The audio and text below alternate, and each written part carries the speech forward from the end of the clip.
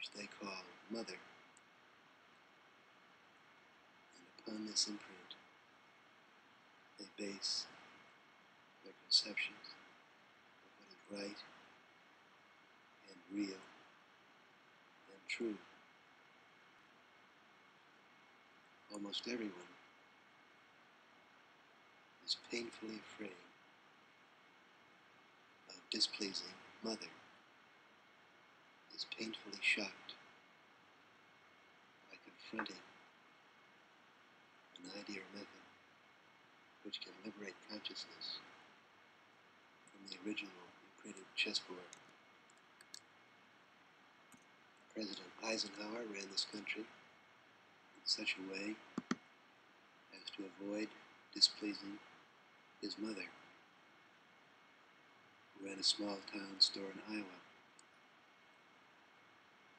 President Johnson maps out national and international policies designed to please his mother.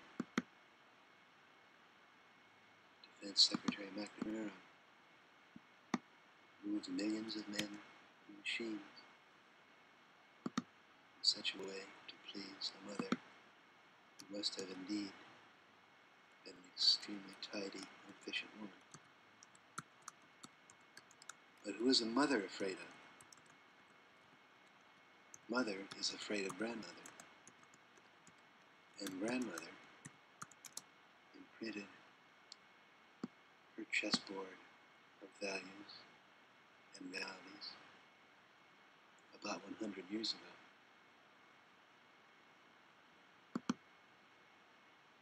Now here we come to my problem as a spiritual teacher in 1966.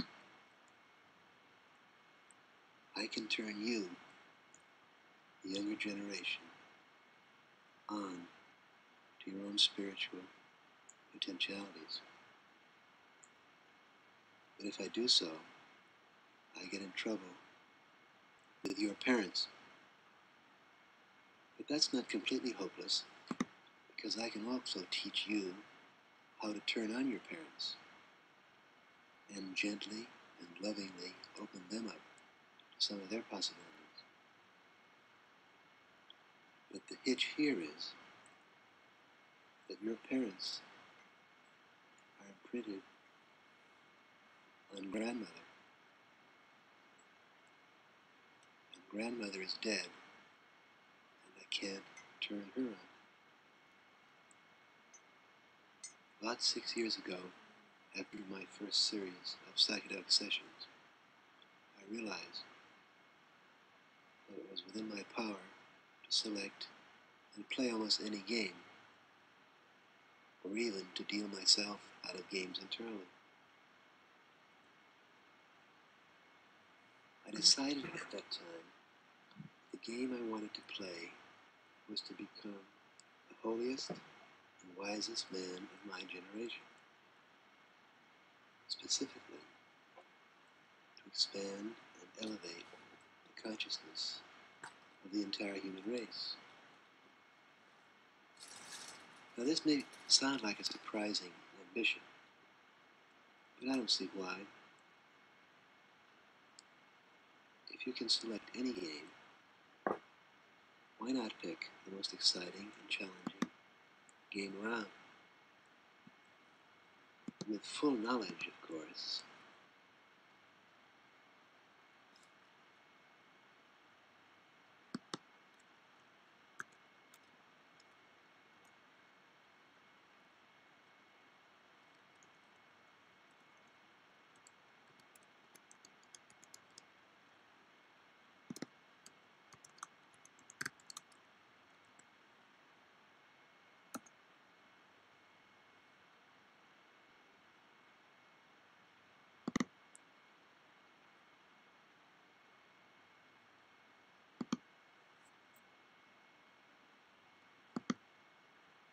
an electron and proton, long winding stone staircase leading down to the beach, a private beach and spiritual discovery.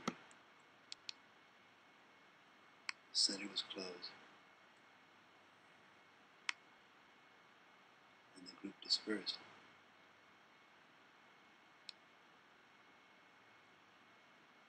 There's one interesting sidelight on the deportation proceedings. Of the 3 Secret Service agents from Mexico City who closed the center, one was under 30 years old. I got to know him fairly well because he was intensely curious about what we were doing, what we were experiencing. He had a Cuban girlfriend and used to smoke marijuana with her. He also had a brother who was the governor of another state in Mexico. I'm ready to make a progress report. The way it looks from here, I have about 1 chance in 10 of reaching my goal. It still looks like a good gamble to me. In the last 6 years, we have witnessed an astonishing expansion and elevation of human consciousness in this country, and an equally predictable reaction of panic and anguish against this psychedelic revolution. When we started researching the use and benefits of psychedelic drugs at Harvard 6 years ago, we ran into a puzzling situation. We discovered very early in the game that we could predict the reaction of anyone we talked to about LSD by knowing one thing about the other person, and that was his age. A competent and distinguished psychologists and philosophers at Harvard, exactly those men who we would expect would be most entranced and delighted at a new tool for studying consciousness, responded with boredom, impatience, and irritation at our reports about the psychedelic experience.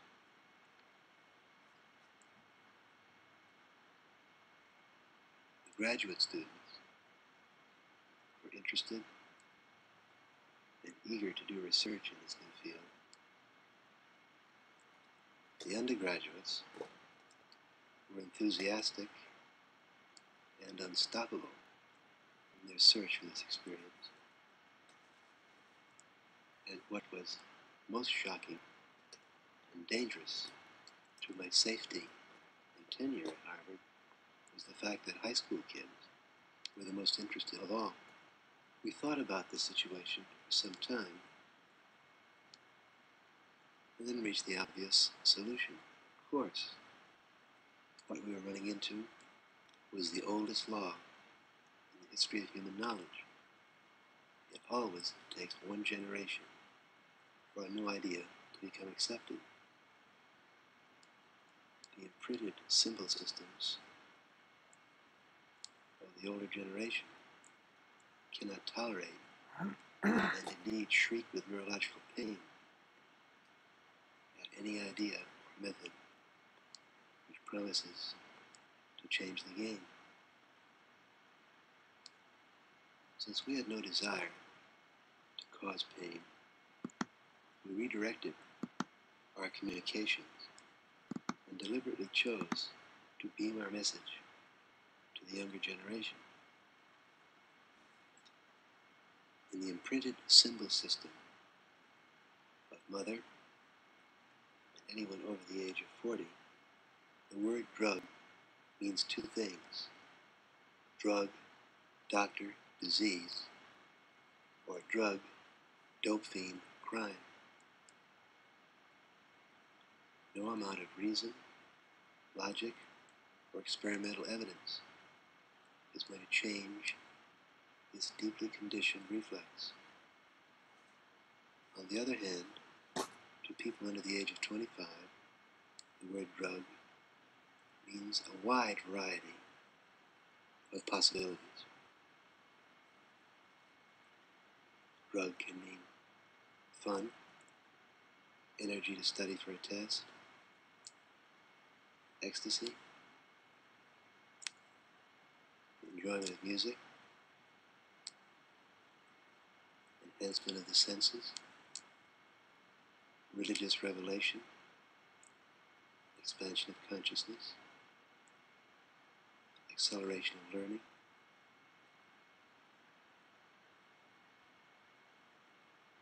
For the last few months, I've been lecturing to audiences about the psychochemical revolution. I pointed out that almost every neurological laboratory in the country is working with some chemical which can accelerate learning, expand consciousness, enhance memory, increase creativity. I tell these audiences that in the future, the question will be asked, not what book do you read, but which molecules are you using in your learning process? As I make these predictions, I watch the face of the audience, and I see the men over 40 frown, amazement and irritation. Is this fool suggesting that our college students become dope addicts?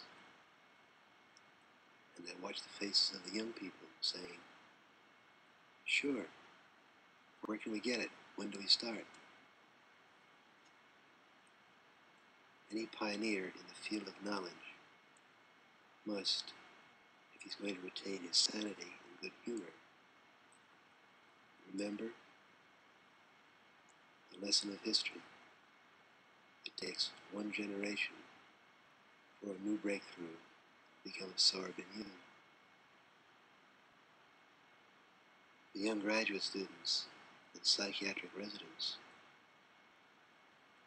who were working on our project 6 years ago have now moved up to positions of responsibility in the universities and clinics. The undergraduates are now just about ready to take over. And the high school students of 6 years ago are now graduate students. The next 6 years will be a period of dramatic change in regard to the social acceptance of such psychedelic drugs as marijuana and LSD. By 1970, we'll have our first LSD congressman and our first marijuana smoking judges. You can see this slowly evolving change taking place right now. The New York Times, which used to be considered a liberal magazine, is written by lovely, dignified gentlemen in their 50s who are horrified and confused by the psychedelic revolution.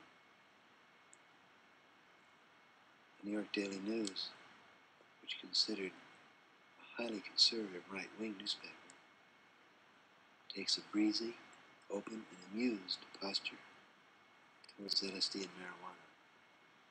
Why? Because the average news reporter is in his 30s. Over 1/3 of the researchers and editorial assistants on Life magazine have smoked marijuana or used LSD. By 1970, this figure will have doubled.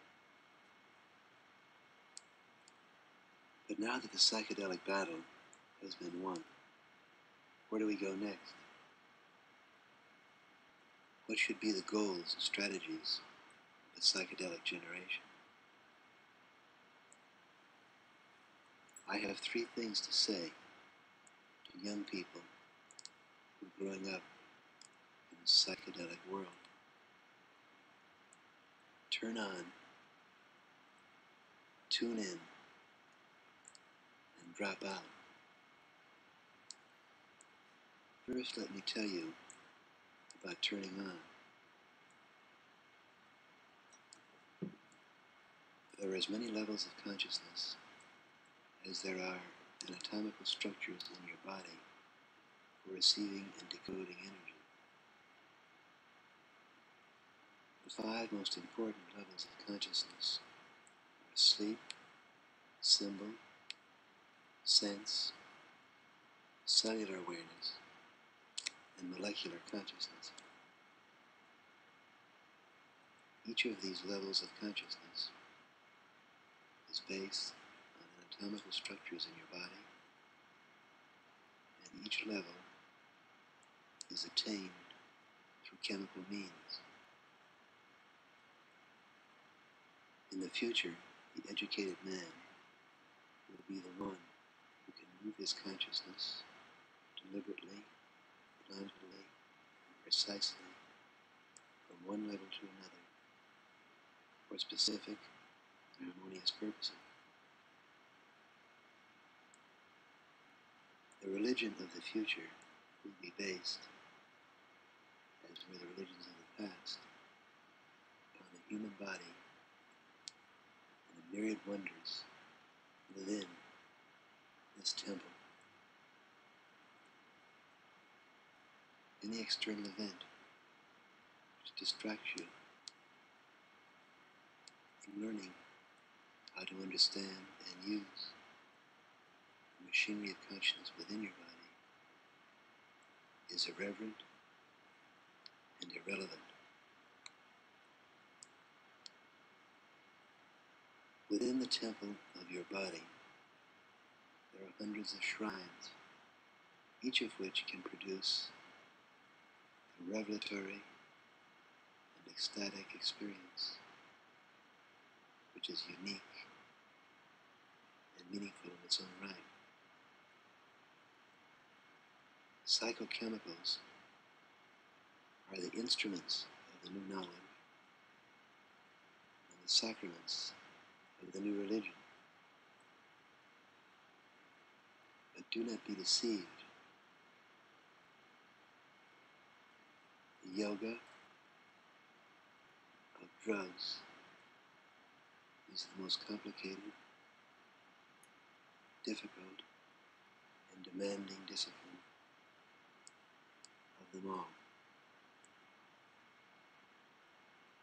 Our present adult culture is based on 2 levels of consciousness and uses drugs promiscuously and lavishly to produce these 2 levels of consciousness: sleep and symbolic game-playing awareness.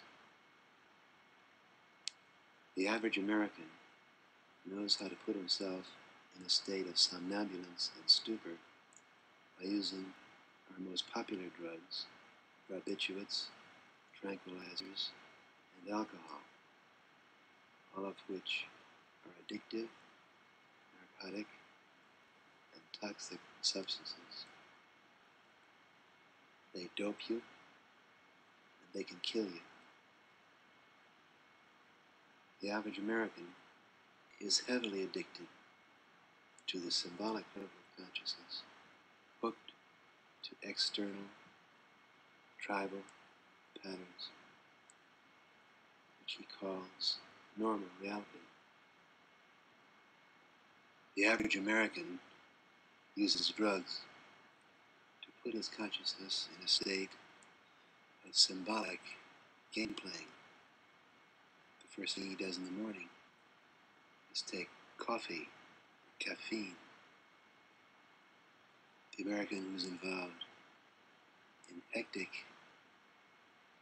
demanding game-playing sequences takes an energizer. At 5 o'clock, with symbols and symbolic sequences whizzing around in his head, the average American rushes home and puts himself in a mild state of stupor with alcohol. Drugs which stupefy and drugs which energize are simple, coarse, and vulgar procedures. They require no sensitivity, training, or skill. Chemicals which open up the mind, accelerate mental activity, and deepen consciousness, demand lengthy training and disciplined, systematic study. Marijuana, for example, is a chemical which enhances the sensory level of consciousness. Marijuana is used to tune out the symbolic game and to turn on the senses. The retina of the eye quivers as the light hurtles into it at the speed of 186,000 miles a second.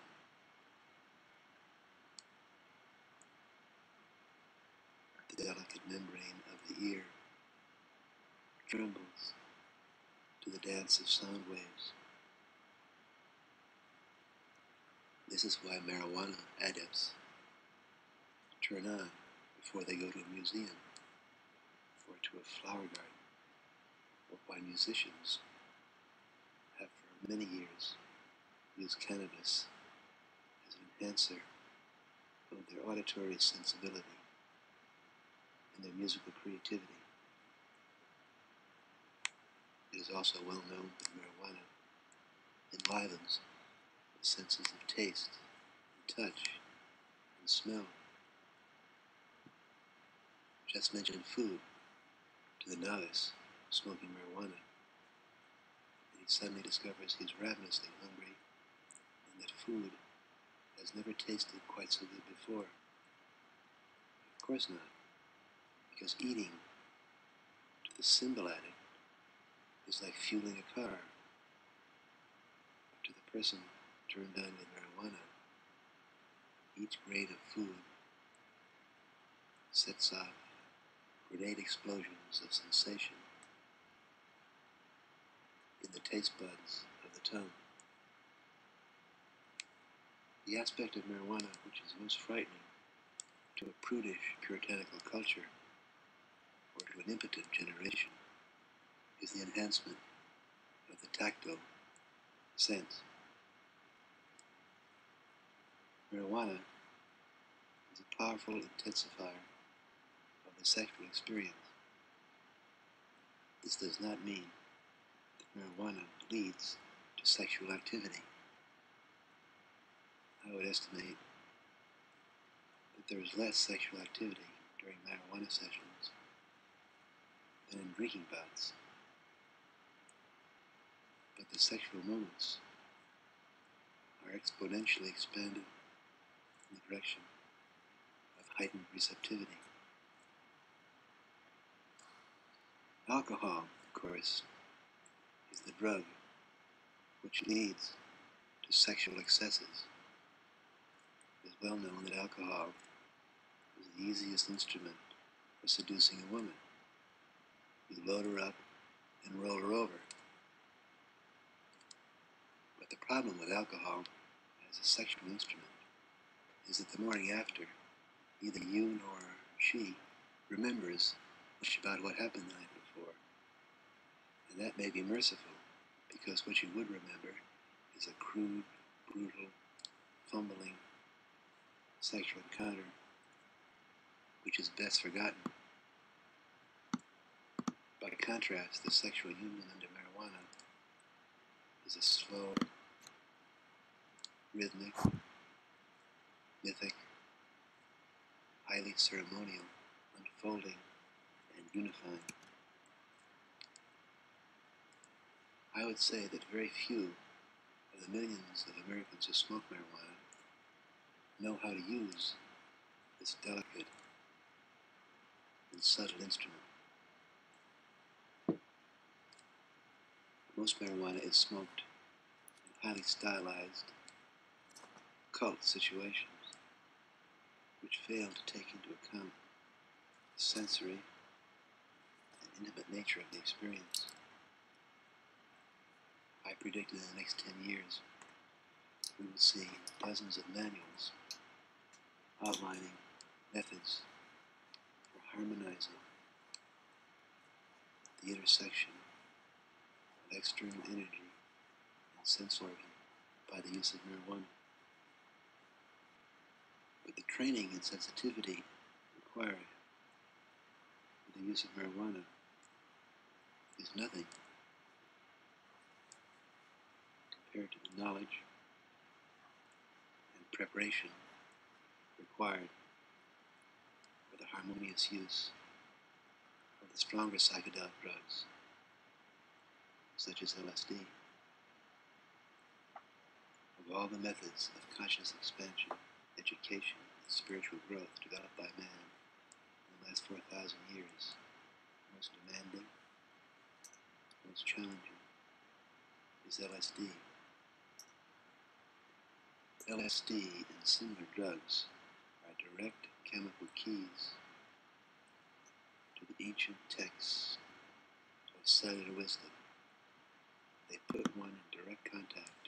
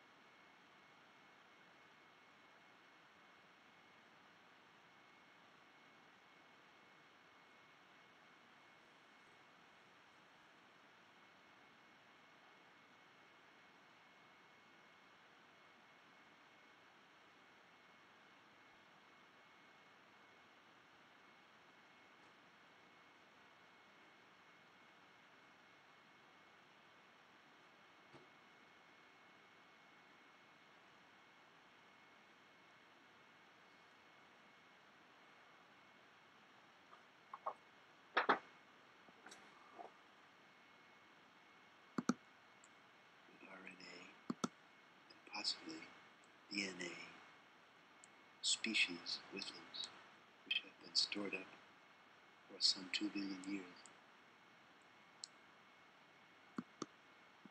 I have taken LSD 311 times. Each time I have found the experience awesome and awful. What I have learned from these many voyages is the humiliating lesson that there is more to learn within my own body than I could grasp in 1,000 lifetimes. Each second of an LSD experience renders one a baby crawling on hands and knees in 1,000 Smithsonian institutes and libraries of Congress, all built into each cell of your body. Lesson number 1, then, is turn on until you have made contact with the wisdom within the temple of your body. All your external activities are those of a robot, performing stylized but automatic motion. Lesson number 2 is tune in. Begin to harness the energies which you are releasing into a harmonious exchange with the external environment. Take LSD and then look at your house. You will see, as someone from another planet would see, that you are living in the home of an insane robot. Slowly and planfully, you begin to change your house so that it becomes an external representation of the beauties you are discovering within yourself. As you continue to listen to the wisdom of your cells and to the direct energy explosions on your nerve endings, you will find yourself systematically altering where you live, with whom you spend your time, and what you allow to contact your nerve endings. You will find yourself moving out of stereotyped routines, moving out of cities, moving away from repetitious, tribally imposed sequences. You will find yourself slowly dropping out. As you tune in through turning on, you will realize that you belong to a new and mutational species, that you are sharing this planet with a highly energetic, rather destructive, and tragically robot species, namely the older generation. Every baby that is born is a mutant. Every baby is the genetic code's newest and most creative answer to the problem of adapting to the other forms of life energy on this planet. A generation of adults,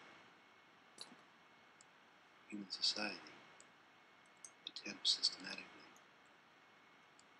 to block this mutant promise. Your job is to drop out, planfully, lovingly, gracefully, detach yourself from the insane rituals and social pressures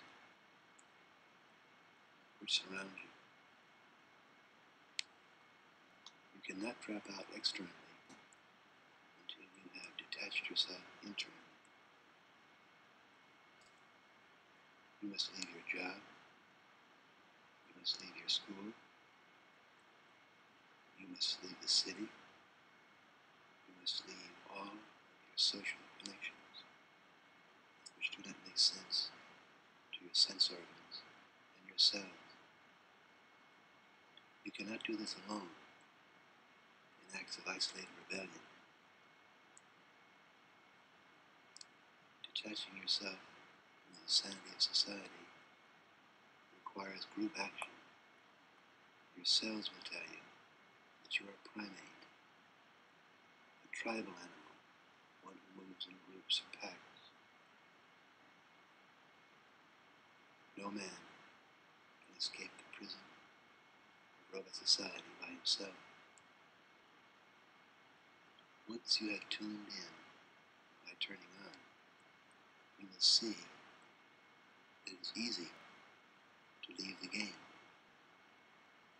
You have been born into an insane asylum, and it is simple and obvious to take advantage of the insanity around you to make your escape.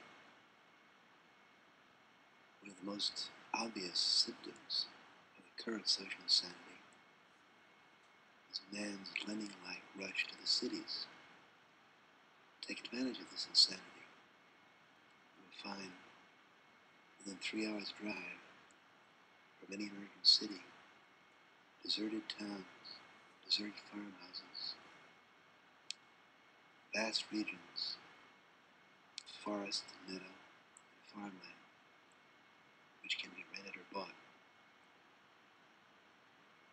As the insane society of adults around you rushes to enslave itself to machines, you will find an increasing market for craftsman-like work, or for the production of articles which are too beautiful or too private to be made on mass assembly line, but not in rebellion. Drop out by tuning in. As you drop out, you will find that you do nothing which is not an act of beauty. And this is how you will make your living. Because nothing made by a machine can please the sense organ of a human being, or can make sense to the cellular wisdom inside a human being.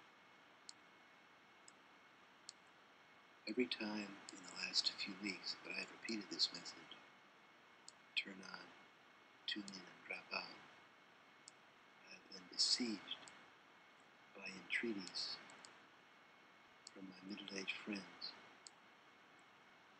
You can't say that, they tell me. But what I'm saying is not reckless advice. It happens to be the oldest message of human wisdom. Look within, find your own divinity, detach yourself from social and material struggle. What is reckless is the American education system today, which puts young people on a mass assembly line geared to produce robots. American education does neurological damage.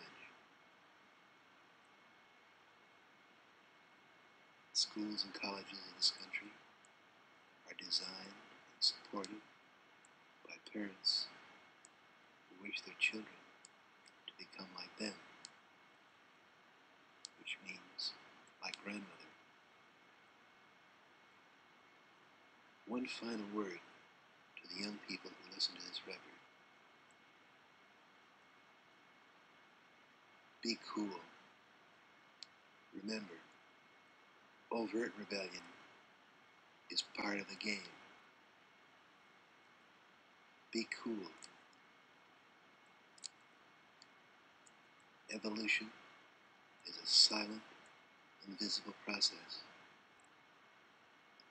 When the first young amphibians began to slither out of the water, they didn't print manifestos or join picket lines.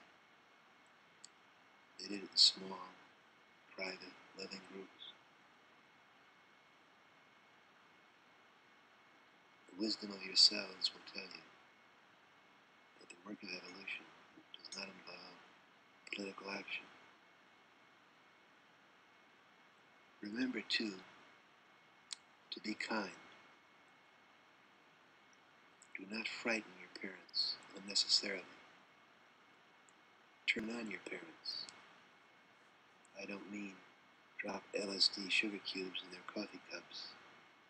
Start turning them on at the first level of the psychedelic hierarchy. Turn them on sensually. You see your mother as a symbolic creature, but she's actually a bundle of millions and millions of sensory cells. However symbol-addicted mother may be, she's basically a living organism with billions of neural cameras tuned to external energy. Don't use symbols to frighten her. Don't upset her symbol system. Go to visit her and delight her sense of smell with a flower. Delight her sense of taste with a new food. Delight her sense of sound with the rhythm and harmony of your voice. Turn her on without drugs. Be cool. Be kind. Turn on. Tune in. Drop out.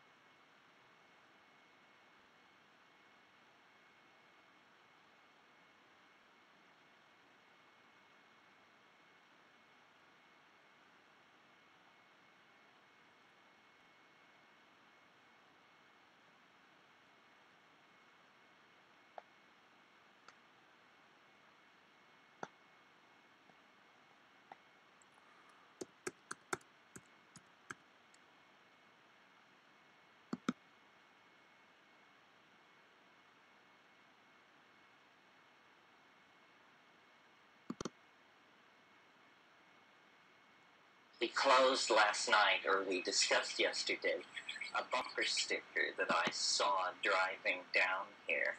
And the bumper sticker said, man thinks, God knows.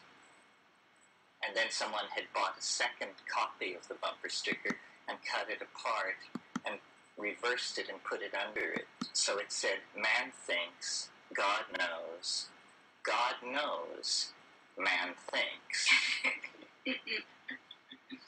Now, it seemed to me there was a lot going on in what was attempting to be expressed here. First of all, something about God, that God knows, that God exists in a superior state of intellection. Plato said time is the moving image of eternity. My notion of God's cognition is simply the regarding of all points in the space-time continuum with equal clarity. God knows. The limited program of knowing is thought, cognition. Man thinks. This is what man can do in imitation of the all-knowing and omniscient example of God. But implicit is that this is somehow a limited undertaking, this thinking of man. And some of you may recall the famous comment of Pascal that man is a reed bent by the wind. Okay. And then Pascal added, but a thinking reed. So then the second half of the conundrum was that God knows, man thinks. Now this, I thought, was very interesting because it seems to imply a relationship between the limited project of knowing, which is human thought, and the completed project of knowing, which is omniscience. God knows, man thinks. In a way, what this is saying is that God knows that man is making his way toward God. God knows man thinks. God knows that man is participating in the same project of being that God regards from this higher dimensional space. And so then this meditation on these four lines closes with the recurso, which returns you then to this realization that what we are talking about is the project of knowing, Heidegger called it, carried out on two levels, on the level of omniscience and on the level of limited being. So then I meditated on this after we discussed it yesterday, and I thought tonight it might be interesting then to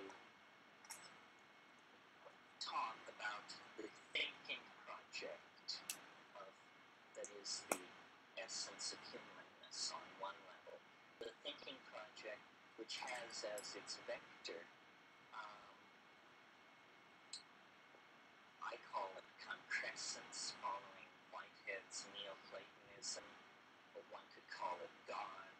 Teilhard de Chardin called it the omega point, but the process by which knowing transforms itself from some kind of aboriginal apperception of the possibility of God into union with God. And the process that lies between these 2 points is the story of the evolution of human consciousness, or more properly speaking, human history. And the interesting thing, I think, about the Western religions generally is their insistence on the tangentiality of God and history, that God was something to be realized in the life of each individual, but that there was also somehow a collective drama of redemption that was stretched out over a very large period of time. And history then becomes the theater, you see, of the struggle between good and evil for the redemption of the human soul. And from the modern point of view, or let's be more frank, from my point of view, this is primarily something to be analyzed within the context of language and our myths about it, and its evolution, and its its potential future evolution. So and this is in my personal life, the great mystery to me, because I feel that my intellectual style is that of a scientist, and I take very seriously science, and yet not only my faith, but my experience has led me to believe that the world is not a construction of space and time and matter and energy, that mapping is insufficient, that the world is instead some kind of a linguistic construct. It is more in the nature of a sentence or a novel or a work of art than it is in the nature of these machine models of interlocking law that we inherit out of 1,000 years of rational reductionism. The world only behaves as science says it should when we confine our engagement with it to information that is at a great distance from us, like reading the New York Times every day. If you read the New York Times every day, few miracles will occur while you are engaged in that activity. Essentially what is happening is you are getting your cultural programming for the day. All your switches, if any need to be reset by cultural values, are reset at that point. But when we recede into what I call the primacy of immediate experience, the rules and models that we've been handed by science and what's called common sense are just totally found to be inadequate. And I don't mean when we perturb ordinary consciousness with psychedelic drugs. I'll speak about that in a moment. But I simply mean when we go into solitude, when we go into wilderness, when we endure great travail in our lives, or when we put ourselves in extraordinary alien circumstances, then it's as though the membrane between the ego and something else, which we could call our guardian angel, or the Jungian conscious, or the overmind, something like that. The membrane grows thin, and the world loses its its mundane character. And instead, things previously mundane begin to become charged with psychic energy. They become carriers of meaning. They become carriers of meaning. This is very peculiar. At a low level, it's not so astonishing. It's a kind of generalized opening to the world, because everything is imbued with significance. That tree, that person, that greeting, that conversation is imbued with a kind of depth and significance that is satisfying. It's like living deeply. But this phenomenon can proceed to a deeper level of introspection and relationship to the exterior. And in that case, then, this significance, which everything was previously seen to have, begins to compress or densify, and the world begins to dissolve into animate intelligence. Now, at this point, if you didn't bargain for this, you're probably very concerned about your mental condition. And if you aren't, your friends are. Because what you're saying at this point is, the rivers talk to me, the trees whisper in my ear. What you're recovering is the meaning. That's all. The meaning that is self-evident in nature, but that we block. The meaning is so pregnant in everything that it can actually articulate itself in your native English tongue. And, talking rocks, talking trees, talking boulders, we define this as pathology.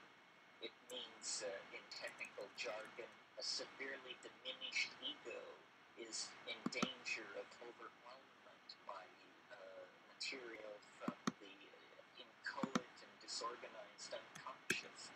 Well, what's actually happening is that for the first time in somebody's life or experience, they are meeting the resident meaning in reality with its force unblunted by conditioning and denial. And this is some kind of a linguistic process. We and all nature, I think, swims in some kind of sea of signification, of which we are, in the same way that the amphibians were able to drag themselves out of the primitive oceans of this planet into air and exist in a completely different dimension. We, whether grandly or perversely, the verdict is not yet in, we dragged ourselves out of the sea of telepathic, interconnected signification that united all life. And we exist, panting and pop-eyed, in this other dimension called history, ego awareness, presence of self, sense of loss, anticipation of gain. All of these dimensions of experience really have been added to what was previously the animal Tao, just the howling at the moon Tao of animal existence. And to this we have added, a dimension of future anticipation, a dimension of regret, a dimension of how do I make choices, and so forth and so on. There is not I don't put a moral judgment on this, but it has to be said that in the tradition of the West, this has been viewed classically as the fall. This is the fall into names instead of realities, into constructs of reality rather than reality itself. And this has now been inculcated into each and every one of us as, both the glory and the trauma of human existence, which is our extraordinary ability to reside in and be in language. So, for instance, I've made this example before. A child lying in a crib and a hummingbird comes into the room, and the child is ecstatic because this shimmering iridescence of movement and sound and attention, it's just wonderful. I mean, it is an instantaneous miracle when placed against the background of the dull wallpaper of the nursery and so forth. But then mother or nanny or someone comes in and says, "It's a bird, baby, bird, bird." And this takes this linguistic piece of mosaic tile and places it over the miracle and glues it down with the epoxy of syntactical momentum. And from now on, the miracle is confined within the meaning of the word. And by the time a child is 4 or 5 or 6, no light shines through. They have tiled over every aspect of reality with a linguistic association that blunts it, limits it, and confines it within cultural expectation. But this doesn't mean that this world of signification is not outside, still existent, beyond the horizons, the foreshortened horizons of a culturally validated language. Well, so then classically the path through this has been through use of psychedelic plants or some form of ascetic practice or fasting or prayer and meditation, whatever, some way of breaking through. And it is literally presented as a breaking through, a penetration to another level, that culture is an imprisoning bubble of interlocking assumptions that are like a collective hallucination. And I hate to say it because it's a recursive metaphor, but culture is like a delusion of some sort, because it isn't true, of course. It isn't true if you're a Witoto. It isn't true that you came from the piss of the anaconda god when he had to get out of his canoe at the first waterfall. That's not really true, but that's your cultural myth, and you live inside it. Our cultural myths, that the world is made of things called new mesons and antiprotons, is of course not true either. But it's a linguistic construct that we culturally validate and live inside. And these cultural myths give permission for certain things. Basically, they give permission to ignore certain kinds of realities. So our language is uniquely set up to ignore, for example, the suppression of femininity. It's also uniquely set up to suppress statistically infrequent. We really have no patience with that. We have an assembly mind mentality. What we're interested in is that things run smoothly. One can imagine a completely different mentality that cared nothing for statistical norms and only pursued the miraculous. I mean, India, in a way, is that society. They don't give a hoot for, how it works on the humdrum level. But the alien, the peculiar, the other, the unexpected is revered, adored even.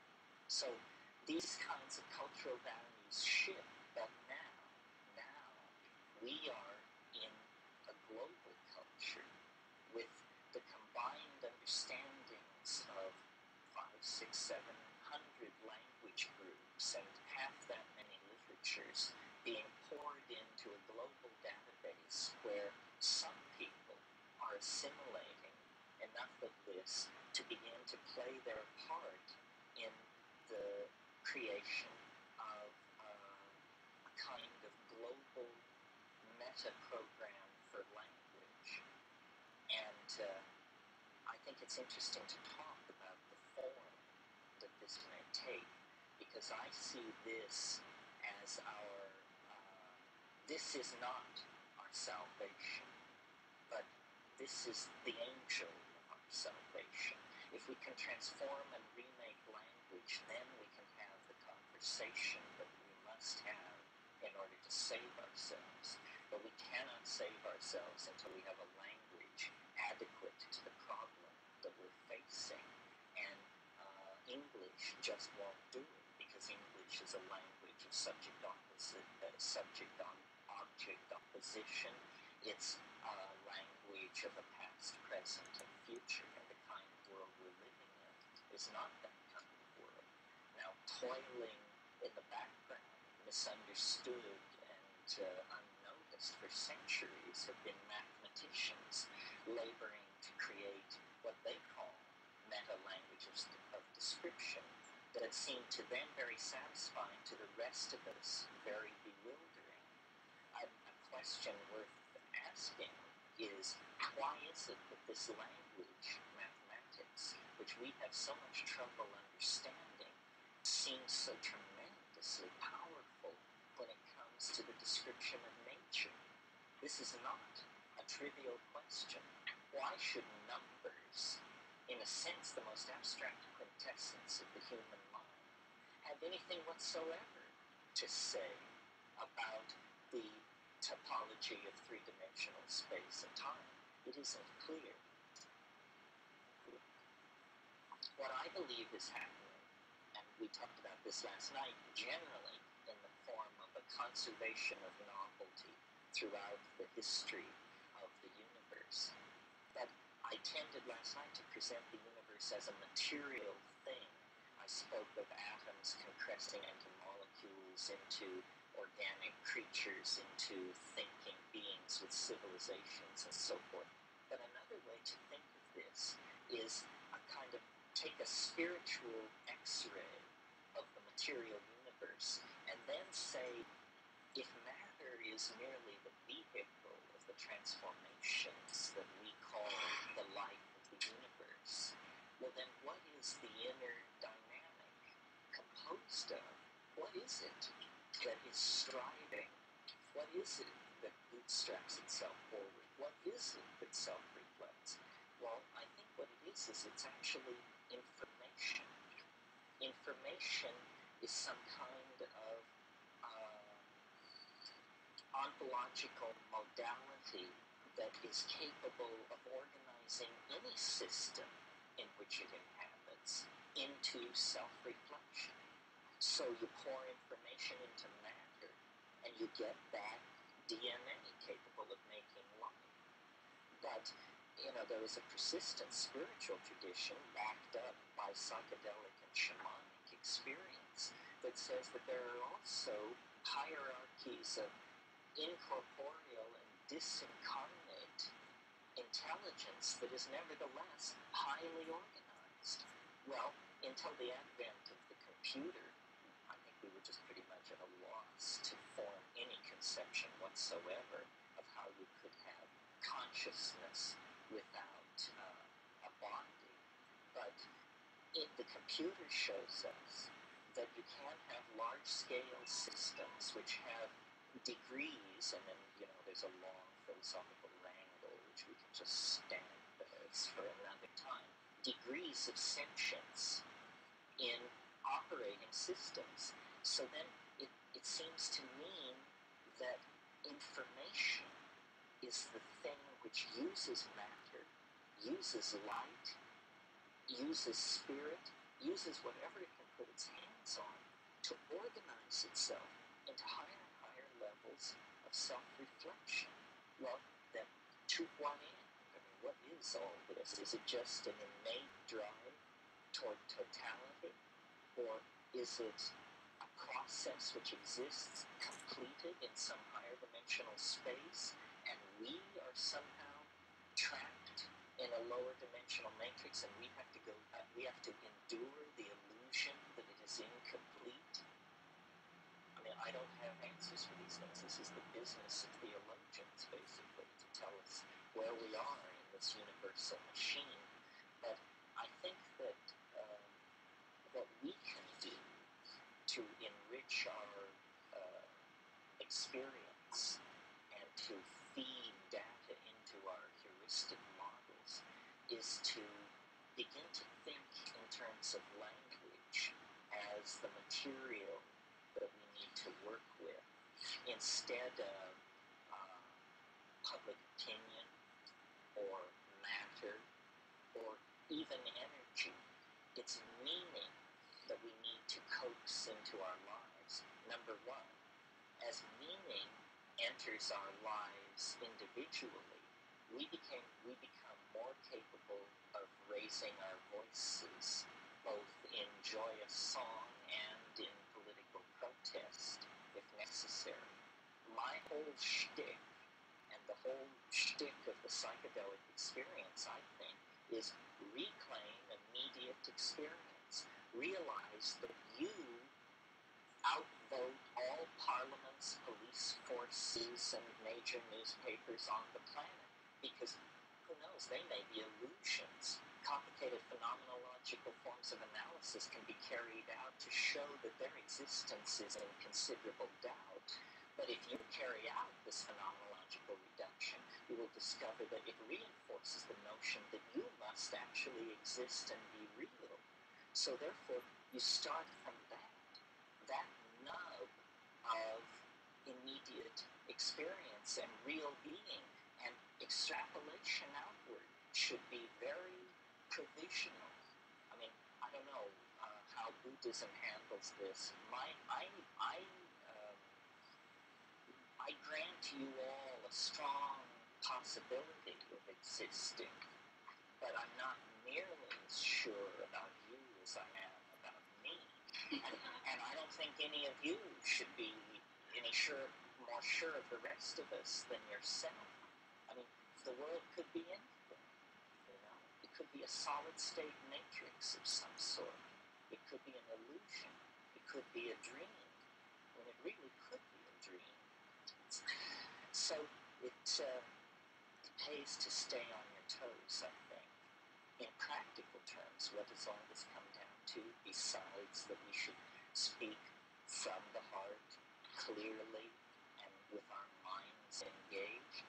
Well, I think that, remember I said we should see language as the stuff with which we work, rather than matter.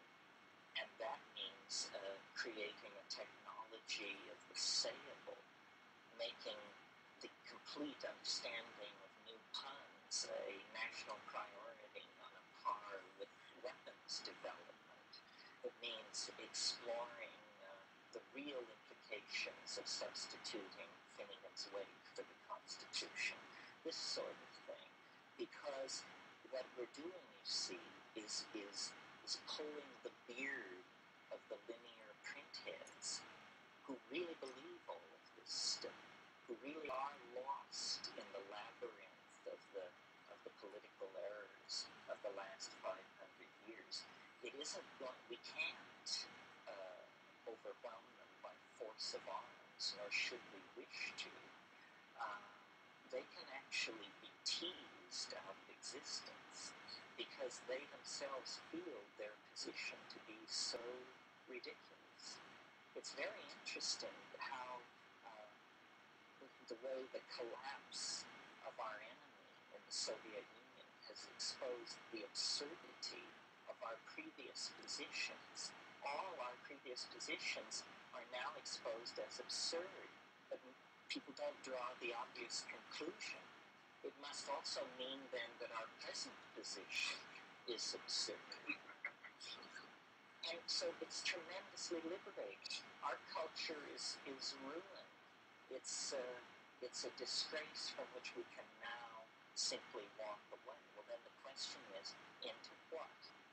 And I believe that our persistent fascination with psychedelic states of mind since prehistory forward has been because in the psychedelic state, from the very beginning, there was an anticipation of the very end, and the very end still lies ahead of us. What it is that our nervous system is in the process of evolving us through a linguistic transformation where language, which at the beginning of the process was something that you heard, at the end of the process becomes something that you actually see. And this simple shift from seeing to hearing is the key to our being able to finally recognize each other and communicate. Print and linearity and what's called ear bias for language is what has shattered our sense of ourselves as a collectivity. A positive way of putting it is to say it's also what created the idea of democracy, individual freedom, labor unions, the vote. All of these atomized notions of human obligation and political participation arise out of print.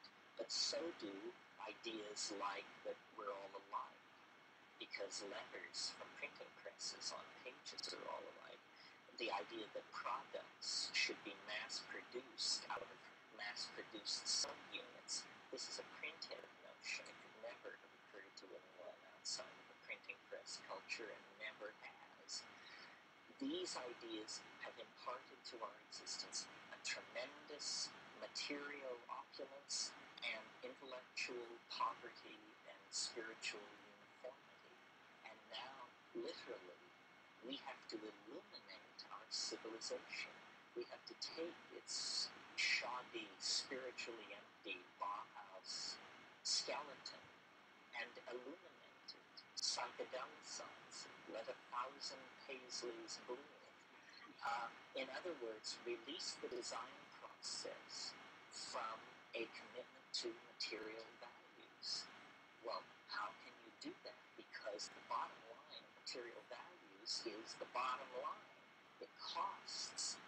The reason we build in the Bauhaus style, for whatever reason we got into it, we now build in that style because it's the cheapest around. And once you start adding filigrees and changing things, costs soar. How can you do that in a civilization with a cult of democratic values, individualism, and created linear uniformity? Well, the only way you can do it is you have to drop design costs to zero. The only way you can do that is if you build virtually. This means you build in an electronic dimension that is added on to ordinary cultural space like an orthogonal dimension. In other words, it's like a TV that you walk into. It's called cyberspace. And in cyberspace, things are built out of light.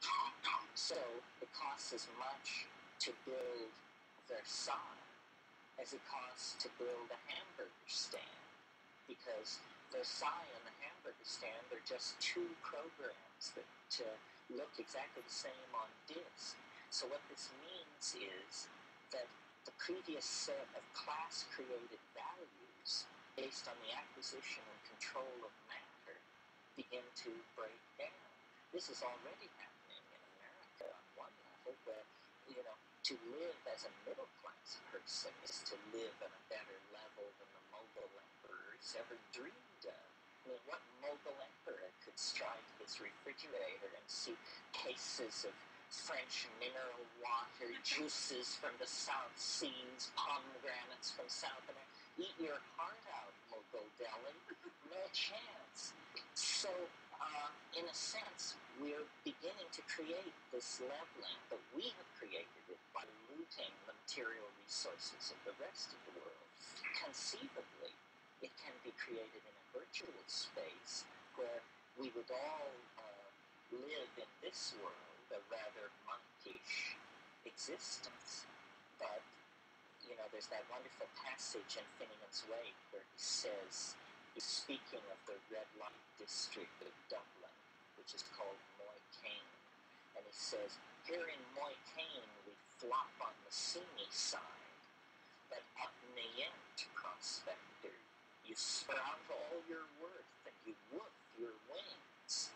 If you want to be phoenixed, come and be parked. Well, he was advocating death as a solution to life's problems. If you want to be phoenixed, come and be parked. My solution is not so radical. I think if you want to be phoenixed, come and be parked at your local virtual reality arcade. And then you can be phoenixed in several ways. Well, some of what I'm saying here is facetious. We talked last night about Stan Tenon's wonderful object. For those of you who weren't here, this is a man, a Kabbalistic scholar, who has developed a piece of sculpture such that when you illuminate it from a certain angle, the Hebrew letter Aleph appears as a shadow, and then you move the light slightly, and Aleph turns into Bet, and then you move the light slightly, and so on. In order, his sculpture produces all of the Hebrew letters as shadows from this beautiful form, which he calls the lily. And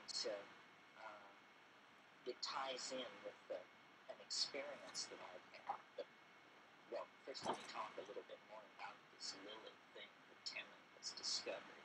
He also made one for Demotic Greek, which, for those of us who thought it was proof positive that Hebrew was the language of God, this was a real blow to the chest. But because he did one for Demotic Greek too, and it works just as well, implying, and he's working on Arabic, implying that perhaps such forms exist for all alphabets.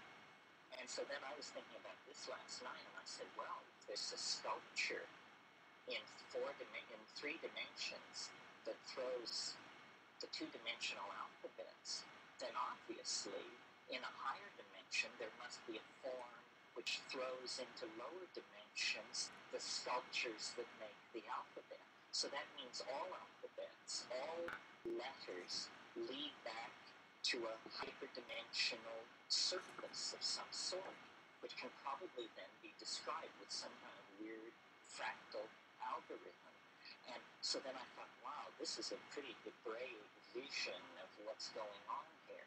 We have the alphabets of local languages being generated from higher dimensional objects that are three-dimensional, that are then referent to still higher dimensional objects.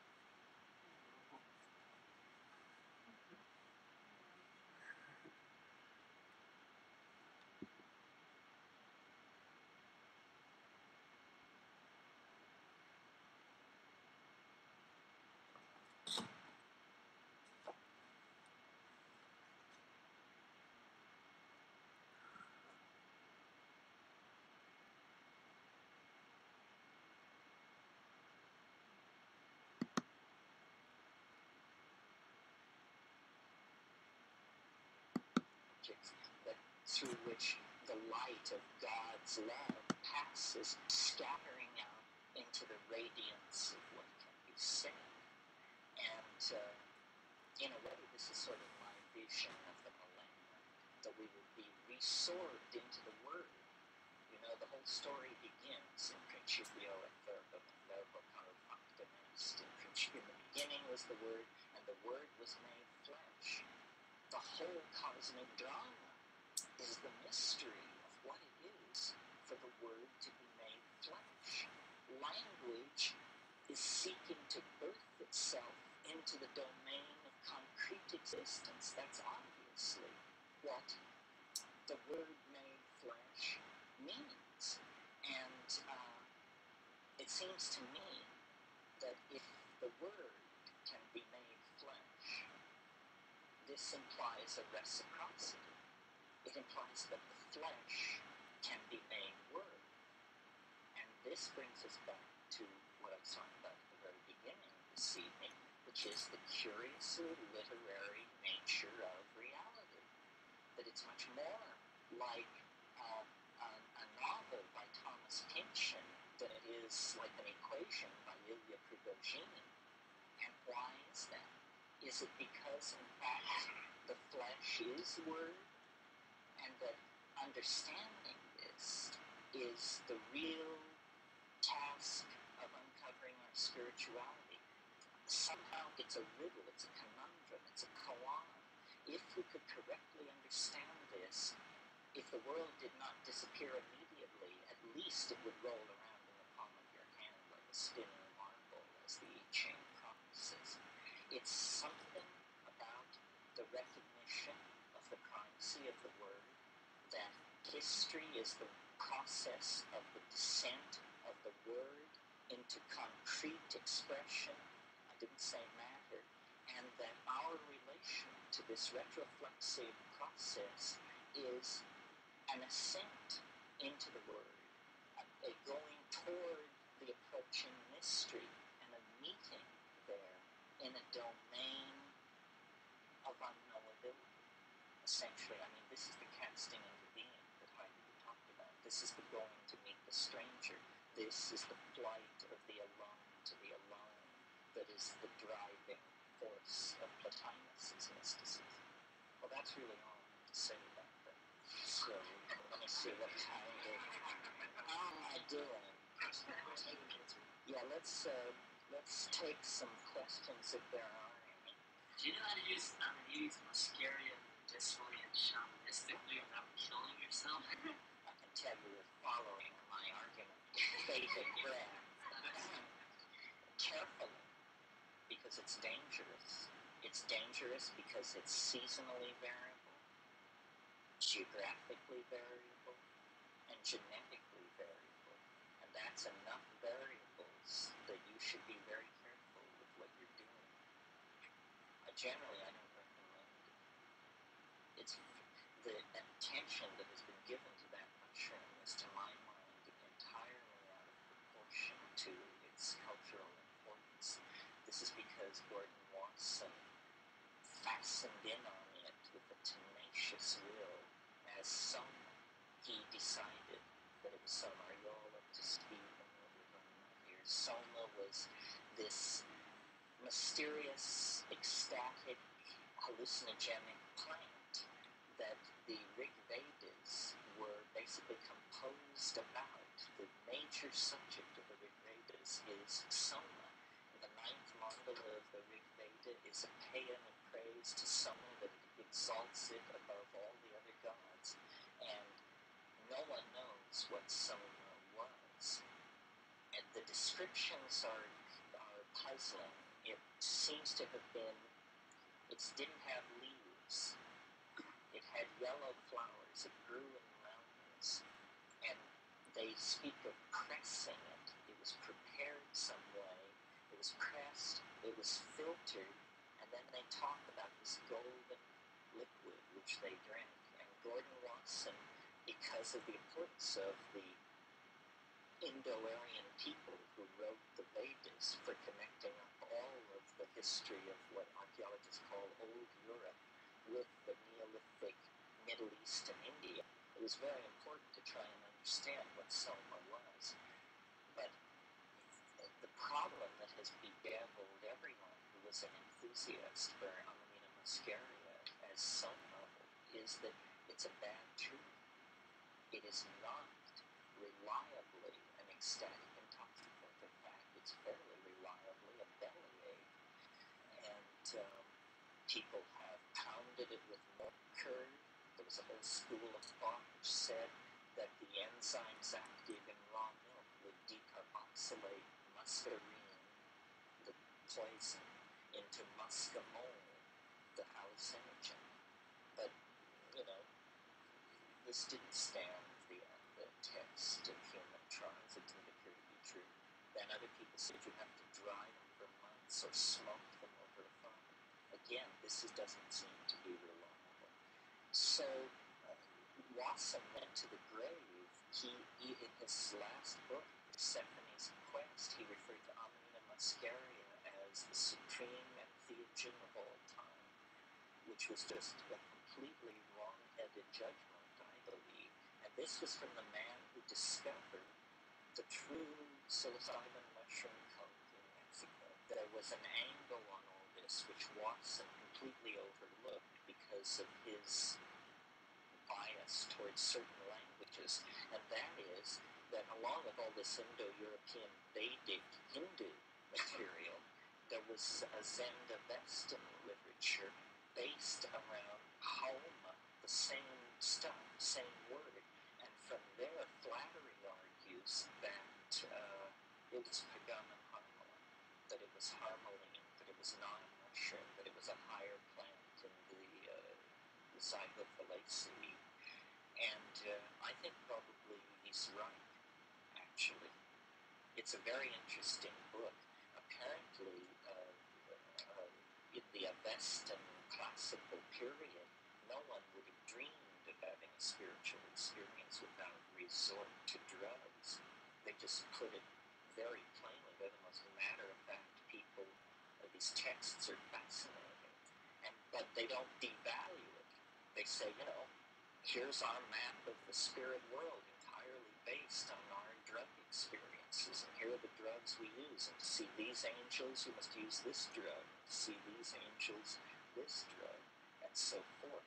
We don't really know what these drugs were because the etymologies are lost, but harmaline figures very strongly in all of this, and of course harmaline is a neurotransmitter present in human metabolism. In fact, I didn't get into it tonight because I was trying to keep it off the biochemistry and that sort of thing, but this transformation of language from something heard to seen that I was talking about, I believe is a 1 or 2 gene mutation. That's all it would take, because in the human pineal gland there is a compound called adenoglutotropine. That's what the enzymologists call it. But when you show it to a plant biochemist, he says it's 6-methoxytetrahydroharmalan. And so it is. Adenoglutotropine and 6-methoxytetrahydroharmalan are the same thing. Well, it's a psychedelic harmine alkaloid, similar to what's in Pegamon harmaline. It could be converted to DMT by a simple methylation. Well, a 1 gene mutation would make a methylation possible. Attention, consciousness, cultural values, we don't know how many times since the invention of language there have been significant mutations in the chemistry of the nervous system that have created significant changes in cultural programming. I mean, doesn't anyone find it a little odd that the laws of perspective were discovered less than 400 years ago? I mean, what the hell was wrong with people before that? How can you discover the laws of perspective? I mean, I find that not credible for somebody to say that the laws of perspective were discovered. It's always seemed weird to me. It's as though, there was a shift, a very subtle tweaking of the processing of visual space itself necessary to be able to do that. Yeah. we've spoken about the Word and the Word made flesh, and Dorothy Sayers wrote a book called Mind the Maker, in which she discusses the Trinity as really an image of what the creative process is all about. And what the Father is having a great idea for a play, he's a father. The Son is making the thing happen on stage, bringing it into the world and having it made flesh. And then the Spirit is the response that you have to that completed product, and how all three of them really get one another and they nurture one another. And she talks about people who have these problems, scalene trinities, where there's someone who, let's say, may have only the Father, or they have a great idea, but be unable to make it into something that's physically real on a stage. And I wonder if you could pick that up. Yeah, I mean, speaking to it generally, I think if you think of history as this kind of a process, Western history as the manifestation of the Demiurgos, Ildabawa, Jehovah, and then you get this middle declension in the Christos, and then this peculiar and misunderstood promise of the redemption by the Holy Ghost. McLuhan is a very interesting figure as a radical thinker in communications theory and a devout Catholic. Believed that the manifestation of the Holy Ghost was electricity, and to him the ringing of the planet by electronic media was the enfolding arms of an archangel. I mean, he literally saw electricity as God's love made manifest, and he may not, he hasn't been proven wrong yet. I mean, it may yet knit us all together and make us one and lift us off and send us to the stars. It's a wonderful stuff, electricity, I like to talk about it because for thousands of years, electricity was this stuff which some people knew about, and what they knew was that you skinned a cat and you dried its skin in the wind, and then you got an amber rod, a polished rod of amber, and then you would go into a dark room with your cat skin and your amber rod, and you would rub it back and forth like this, and then you would pull the amber rod away from the fur, and you would see miniature lightning storms of static electricity. And that was it for thousands of years. That was it. And then in the 17th century, maybe the 18th century, people invented what were called Leyden jars, which were this tricky way of storing this stuff so that you could store up a lot of it, and then in a dark room you could discharge it across a gap with this snap. And from that, you talk about a shamanic invocation. From that, we light cities, we smelt steel, we sink shafts miles into the earth. And it's just this little elemental that we were able to coax into becoming our friend. Well, who knows how much of this sort of thing there is? According to McLuhan, that's the major thing. And the electrification of the body, this is a theme you get as early as Whitman. Sing the Body Electric. You get it in Stephen Vincent Benet in his poem John Brown's Body, where he says, I see the human body, cold electric rage, and he pictures it as a superstructure. Electricity as information, as the logos, as the freeing and rarefaction of thought. It's credible. It's credible. I mean, when you think about electricity, in and of itself, as modern inventions go, it must be the most benign there is, because other than seating criminals in electric wired chairs, it is not a weapon of mass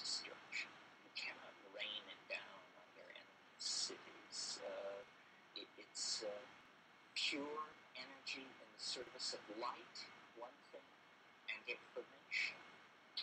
And it's generated, I don't know how many of you know this, but it's generated out of stable magnetic fields. When we were in the 5th grade, we made engines by wrapping nails with wires and setting them delicately balanced between permanent magnets. And you coax this stuff into being. We take it for granted because we don't understand it. But if you're down close to where it's coming into being, it's like coaxing some kind of demon out of the matrix and into the service of thought and love. Very psychic. So how do you see the body being coaxed back into the word? Well, I don't know. It's a hard thing to picture, isn't it?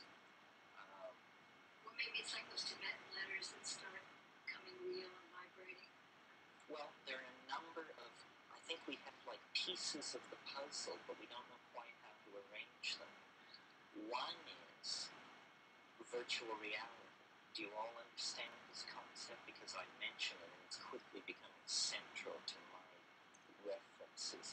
Virtual reality is this technology now being developed where they give you a helmet and a body glove, and when you look in the helmet, you see another world, and you're in it, and you can walk around and pick things up and open doors, and it's all sustained by computers, but the illusion is very real, and they're only at the beginning of the process of creating this illusion.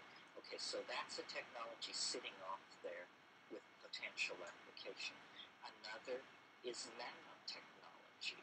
Nanotechnology is making things very small, and there's a whole enthusiasm for this, and people who, I talked yesterday about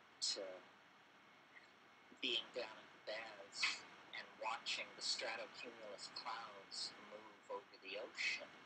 The number of water droplets in a stratocumulus cloud exceeds the number of people in the world. Therefore, if we were the size of water droplets, we could simply exist in that kind of a cloudscape. Well then, okay, so that's another technology that's sitting there. Another is this wonderful fantasy that I told some of you about a few days ago, where we see a man walking on a beach, and the man, his planet is perfect. Its oceans and its atmosphere and its glaciers and its equatorial forests are all in balance, and this man is naked except for a thread, like a Hindu thread that crosses him. And on this thread, there's sufficient space for as much as 1,000 or more small beads. Each bead is a doorway into a technological potentiality that is entirely suppressed in three-dimensional space. In three-dimensional space, there is just man and nature. But when this man closes his eyes, there are menus, and these menus lead to other menus. In other words, the entire culture has become virtual. This is one possibility, that the culture be made virtual.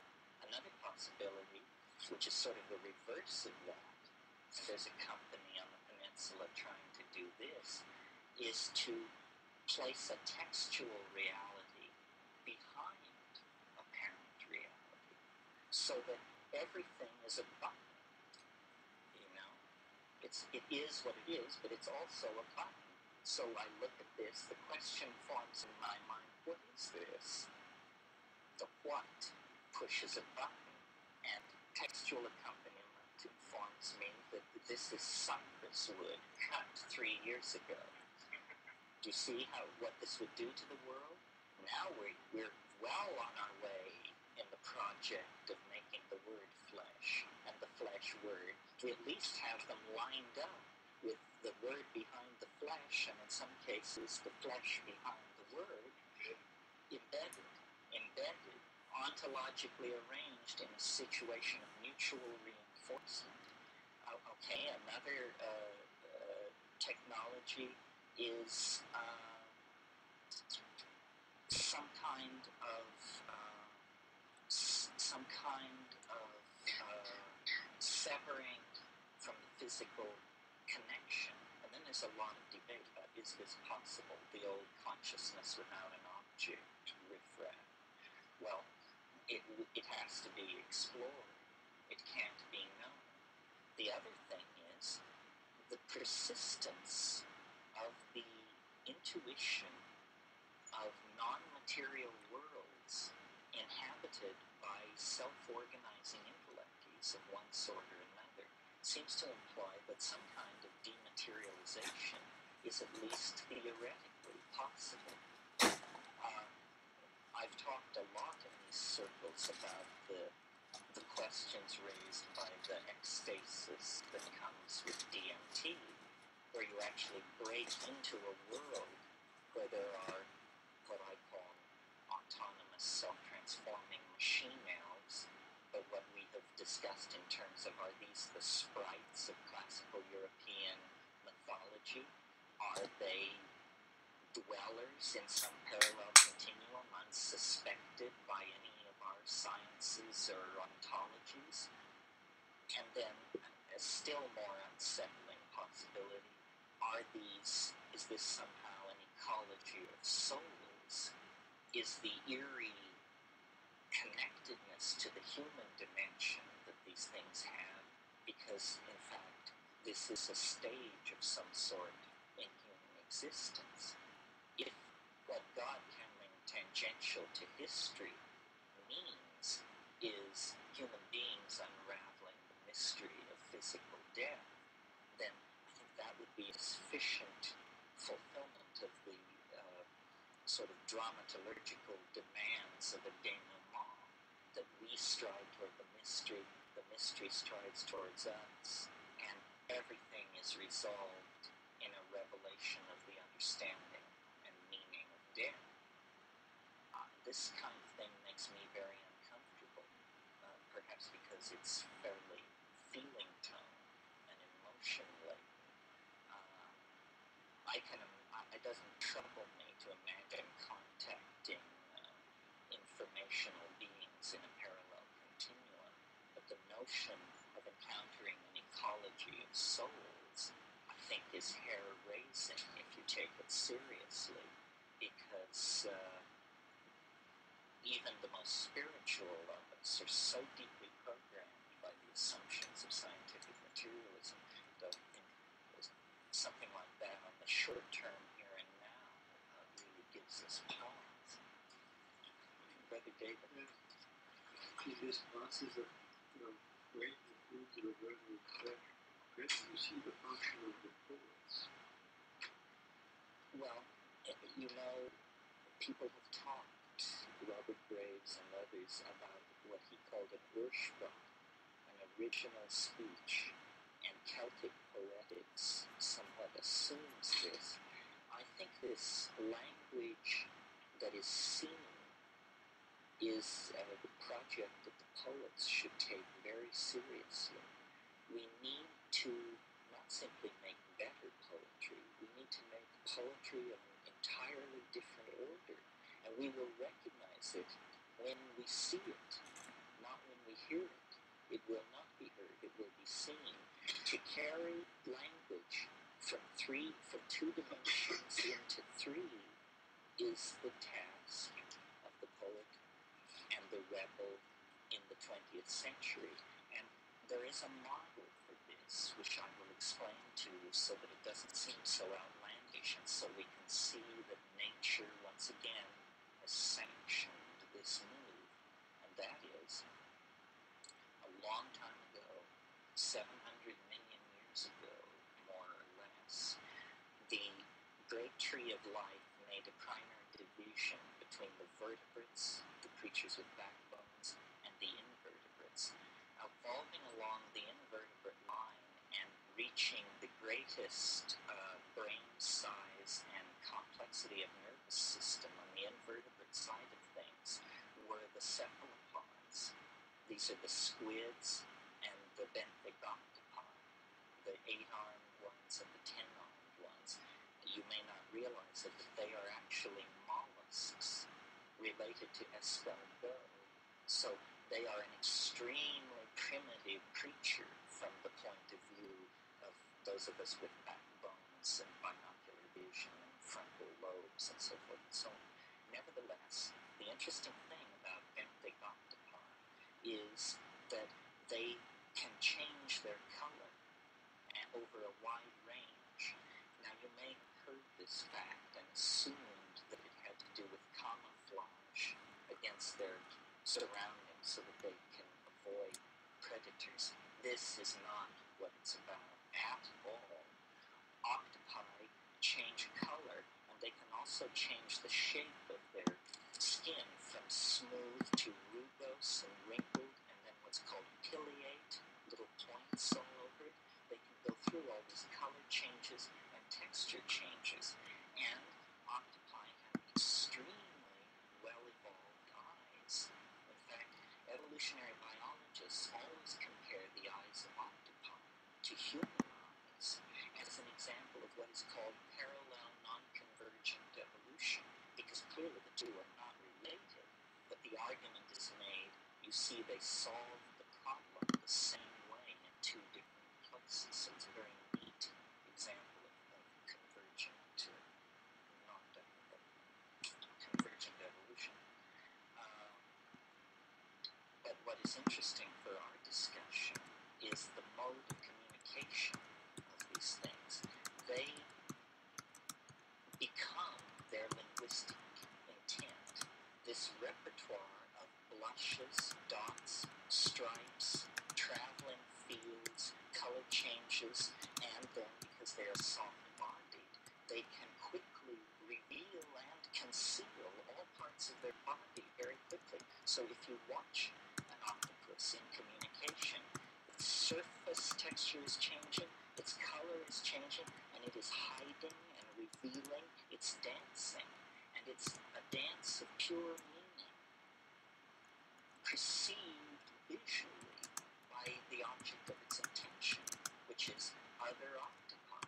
So compare this for a moment to our method of communication. We use rapidly modulated small mouth noises. As primates, we have an incredible ability to make small mouth noises. We can do this for up to 6 hours at a stretch without tiring. No other thing that we can do approaches the level of variation with low energy investment that the small mouth noises do. A person using a deaf and dumb language is exhausted after 45 minutes. But the problem with the small mouth noises form of communication is I have a thought. I look in a dictionary that I've created out of my life experience. I map the thought onto the dictionary. I make the requisite small mouth noises. They cross physical space. They enter your ear. You look in your dictionary, which is different from my dictionary. But if we speak what we call the same language, it will be close enough that you will sort of understand what I mean. Now, if I don't say to you, what do I mean? You and I will go gaily off in the assumption that we understand each other. But if I say to you, did you understand what I said then? You say, yes, you meant that you don't want to sit with Harry and Sally because they're pending divorce and makes you uncomfortable. You say, no, that's not what I meant. I meant, so there's misunderstanding because the dictionaries are not matched. Now, notice what's happening with the octopi. There is no dictionary. Both parties are seeing the same thing because my body is my meaning. I become my meaning, and you behold the meaning I have become. I am like a naked thought, not even a naked nervous system, more naked than that. I am like a naked thought in aqueous space, unfolding in time. I maintain this is why octopi eject clouds of ink. It's so they can have private thoughts. Because if you can be seen, you can be understood. Well, this is a perfect model condoned by nature for the kind of transformation that we want to lead our culture toward. And I don't think it's that outlandish. Our previous animal totems were chosen unconsciously and were rather unfortunate, I think. I take the totem of the 19th century to be the horse, expressed as the steam engine. And the totemic animal of the 20th century is the raptor, the bird of prey, expressed as supersonic high-performance fighter aircraft, which is just, the leanest, meanest machine you can get together these days. But these mammalian and avian images are too close to the rapacious heart of the primate inside us. Embracing an image of the soul like that of the octopi is a permission for a strange and alien kind of beauty to be let into our lives. And these things are strange and alien, let me tell you. The situation I described with these octopi was coastal, shallow water octopi, so-called circulittoral octopi. But they have also evolved into the depths, the so-called abyssal octopi that exist below 1,500 meters in the sea where there is absolute darkness. And to carry their intention to communicate into that darkness over the past 700 million years, they have evolved phosphorescent organs and have covered themselves with lights, with eyelid-like membranes that can be rapidly blinked and flickered, so that when you descend into the abyss, you then see pure linguistic intentionality among the cephalopodia, because they have become what we aim to become under the wise leadership and stewardship of George Bush, namely 1,000 points of light.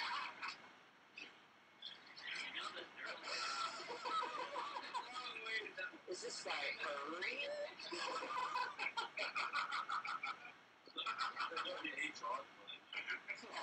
Was it a WH online? Was it Flanders Fields, armies clash by night, and that whole business? Was it only the only one map, or is there maybe a mechanism that works like when drawing is continuous, that it's not only watching, but actually what happens to your body is transmitted to one? Well, this is fascinating stuff to study. The biologists who are studying these things are actually creating a grammar and a syntax, and they are beginning to understand what certain things mean, and the level of meaning. There's a wonderful book called Communication and Non-Communication Among the Cephalopods, and it makes the point that communication is a very double-edged thing.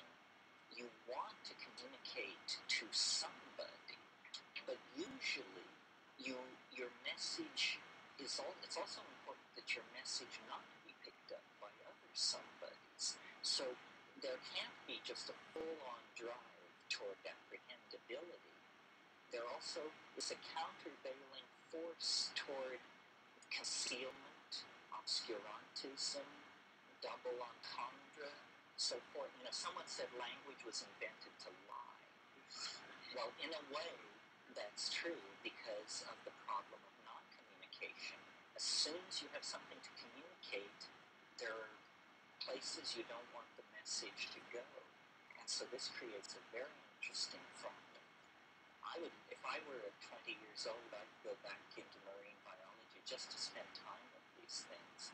They're quite amazing, and they have very large brain capacity. I think John Lilly was all mixed up to look for mind in the water, in that it was mammalian chauvinism that drove them to dolphins and whales, that maybe they are intelligent, but the language feats, when you see videotape of these cephalopods, you realize you're in the presence of an opera. What kinds of things are they communicating besides maybe fear or? Well, they're communicating. They have elaborate sexual displays, and it's a very tricky thing, sexuality among cephalopods, because the male usually doesn't survive the encounter. So a lot of time is spent getting it right before you commit yourself. So they have a very complicated courtship thing. And one of the things that's always said about them is that, every child's book will tell you this about octopi. They're shy creatures. Well, guess why? It's because they wear their heart on their sleeve. Everywhere they go, other octopi can tell exactly what they're thinking and feeling. So they live alone, and they only get together on special occasions for communication, basically. And the repertoire is as complex as human language, so that they could be discussing the equivalent of Spencer's Epithalamium or something. I mean, we don't know what they're talking about. Do we have a sort of Rosetta Stone, about? We have a primitive grammar, but it's only for one species, and I'm not really interested in what they're saying, because I think it would only make sense if you were an octopus. But I'll bet that, you see, it's a model for us. Wouldn't we like to dance for each other and be perfectly understood? And wouldn't we like to see someone dance and to know that this was their mind and their body somehow at one? In a way, God, does everything go back to everything? In a way, this is the theme of Skinny Legs and all. This is the theme of the dance of the seven Vedas. Octopi do it. Nubile Hebrew princesses do it. Everybody dances toward the truth, dropping veils as they go. And then, of course, the nakedness of truth is a cliche. Well, you mentioned to bring it to a practical level. Do that. You mentioned the hallucinogenic experiences being one way that I don't think I accelerate anything. I feel that I just align with it in a freer way. So I would seek out a hallucinogenic experience in order to accelerate or to get more transformative. I do it because it's enjoyable. It's truly exciting and passionate, and I do seem to transform in the process and grow.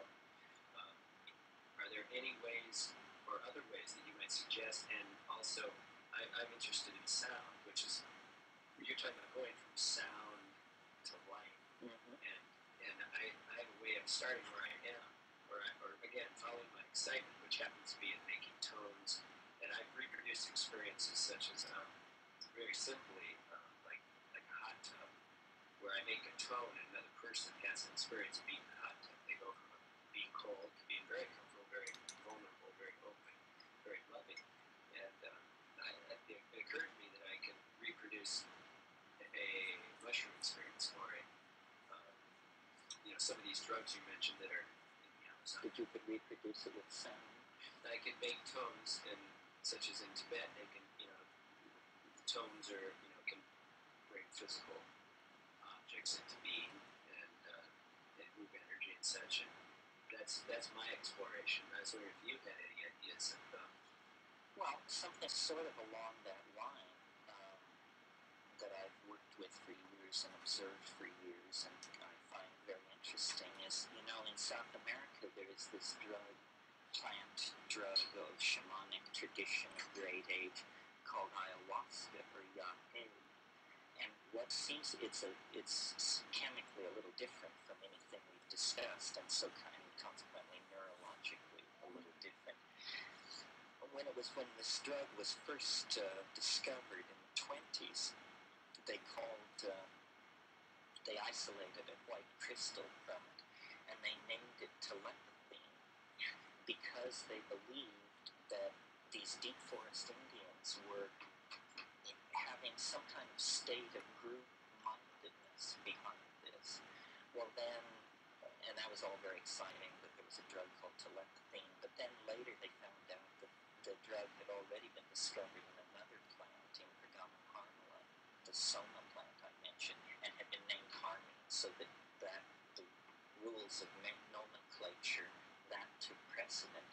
But persistently, since then, there have been reports of group states of mind caused by this drug.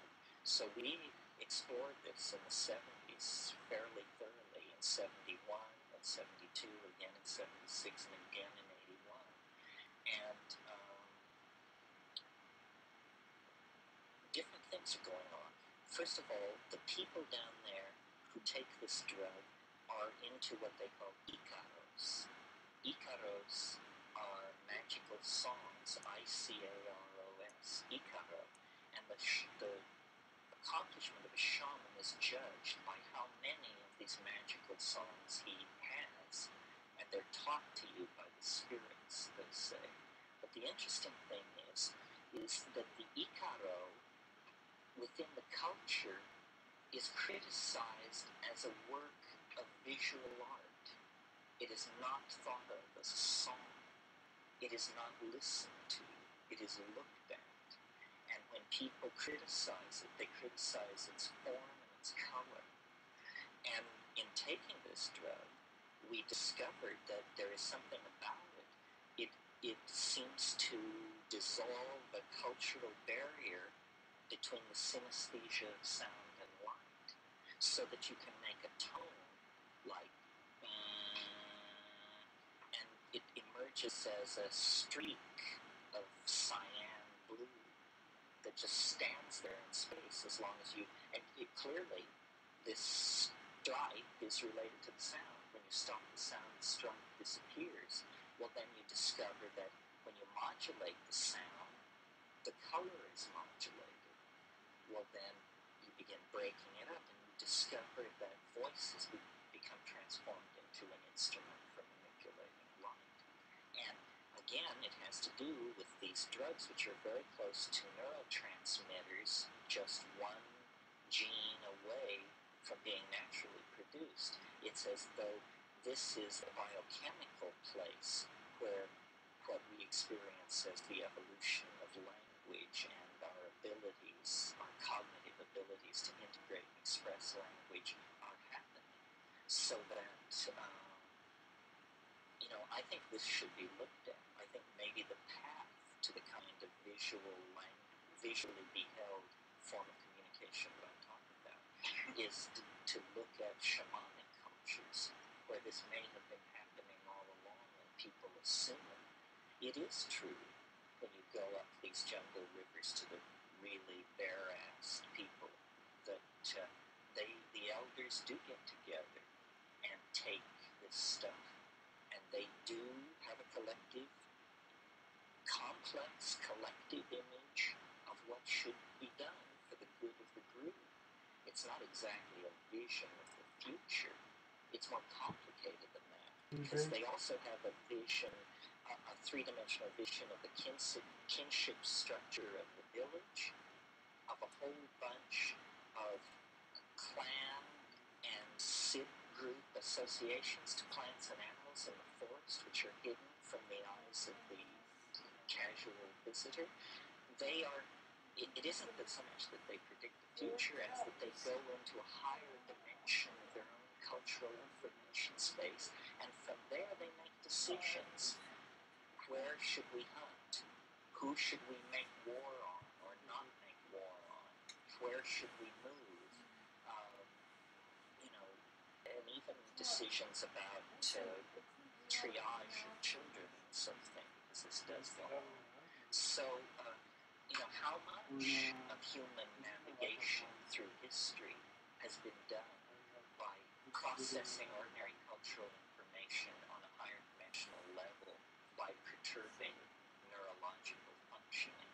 I mean, if there is any angle that would have given us an edge, we would have found it and we would have used it.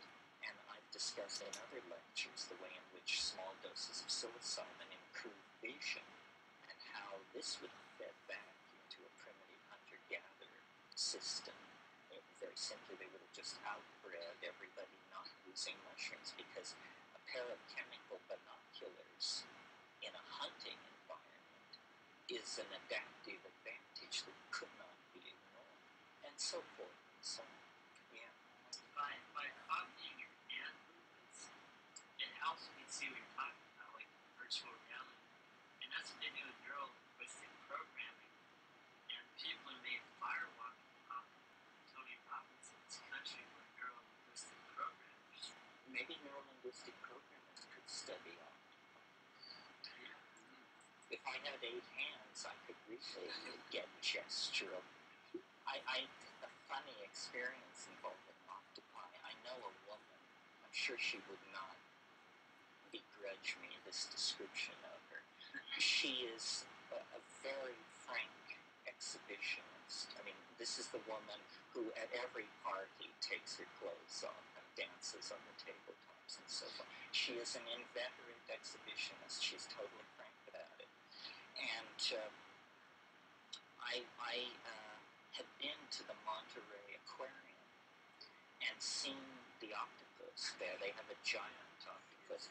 Well, most of the time, this guy just hunkers low, and he's sort of off in a corner, one beady eye, checking you out. But, of course, because octopi have this mode of communication, they're very set up to respond to visual display.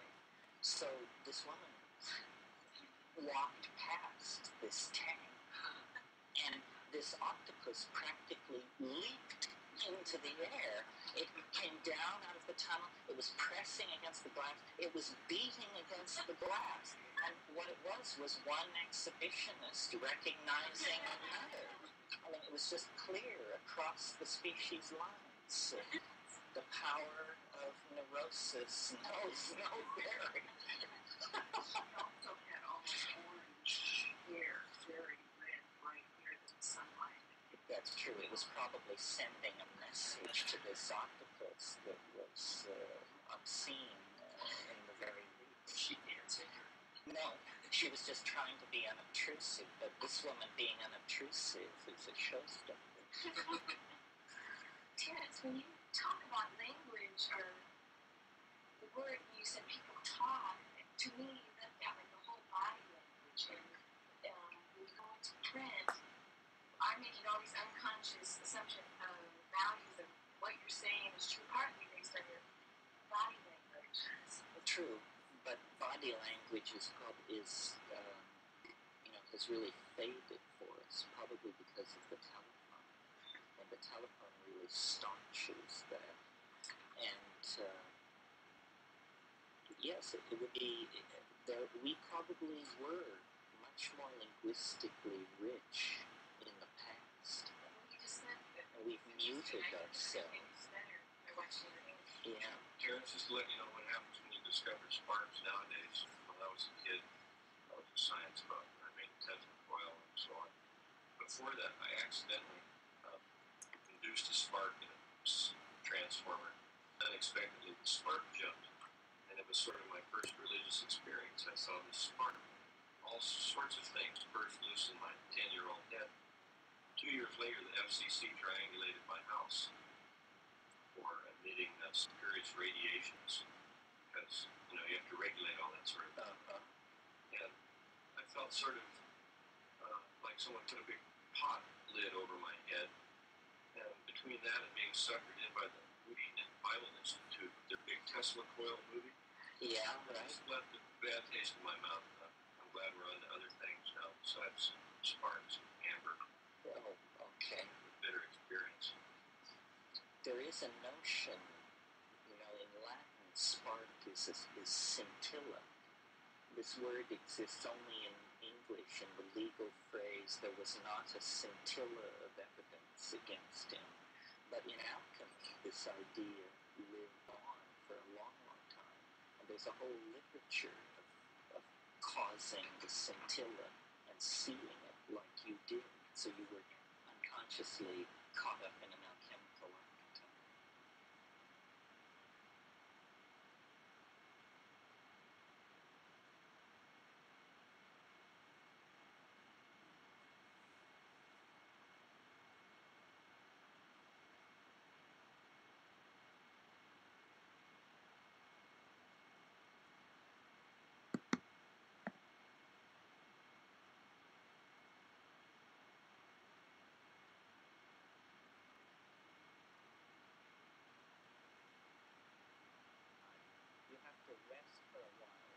soul can catch up. Well, I don't think we should leave our human soul behind. Somehow we have to internalize the entirety of the biological world if we are going to become a spacefaring species. Otherwise, we are going to get out there and discover that something vital was left behind. And this is a great tension between ourselves and the Earth, between our destiny as an energy-using, dream-compressing, spacefaring, stormtrooper kind of species. I mean, that's all male dominance and male mentality talking, and the need to somehow fold that into a nurturing stance, a preserving stance, a stance that recognizes that the conservation of our archaic values is really our only hope. And those two things exist in a dynamic tension. This is maybe the issue that the artistic community can clarify, and that must be clarified before we can make a definitive step into the future. Right now, we're uncertain. Stewardship or angelhood, which shall it be? Maybe. I'll take one more question. Some poor soul over here yet. Come back.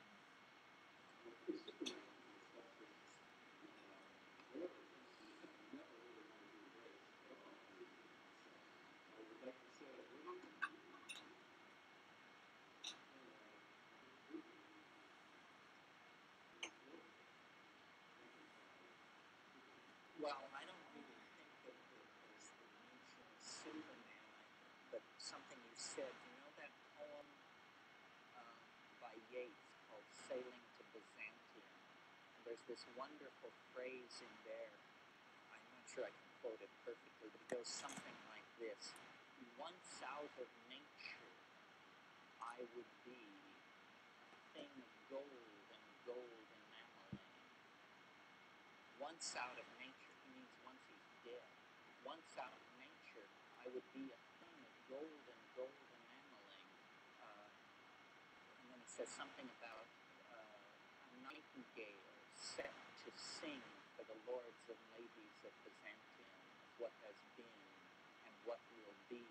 But what it is, you see, is the image of a condensation of a quasi-mechanical object. The soul as object, as objectification.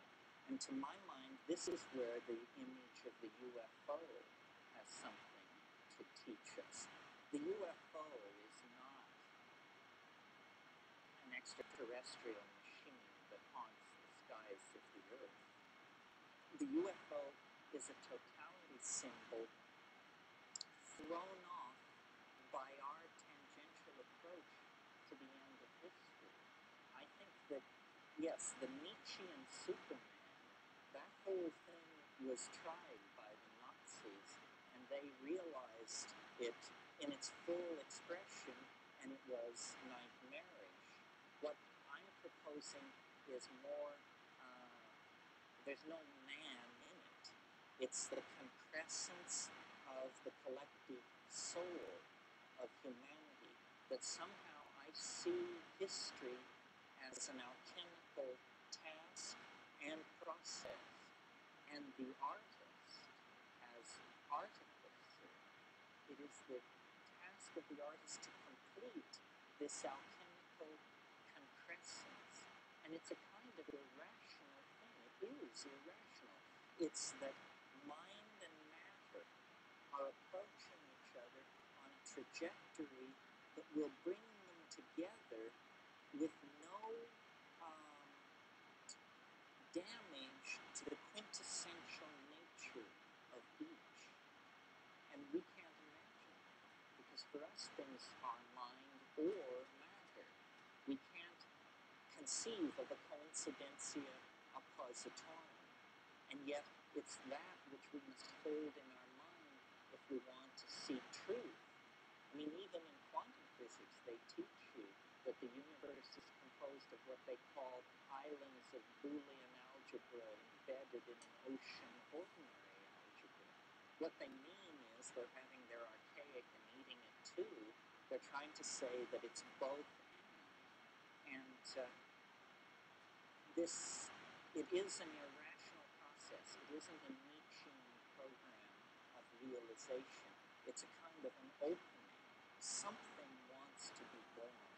The promptings of our religions, with all the irrational and hysterical trappings that attend them, nevertheless have a core perception that there is, between man and nature, a kind of compact. And this compact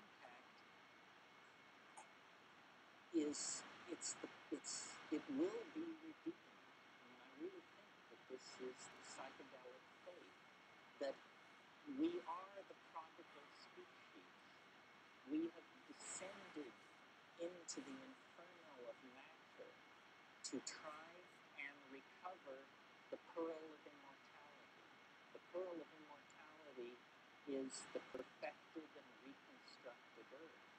And somehow we are to be the critical factor in this equation, or the point species. We are not acting for ourselves.